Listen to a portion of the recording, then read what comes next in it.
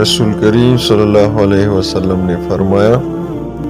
اگر لوگوں کو معلوم ہوتا کہ اذان اور صف اول میں کتنا ثواب ہے اور پھر انہیں اس کے حاصل کرنے کے لیے قرآن اندازی کرنی پڑتی تو وہ قرآن اندازی بھی کرتے، اور اگر انہیں معلوم ہو جائے کہ نماز سویرے پڑھنے میں کتنا ثواب ہے تو لوگ ایک دوسرے سے سبقت کرنے لگیں،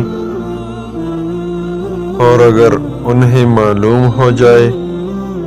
کہ عشاء اور صبح کی کتنی فضیلتیں ہیں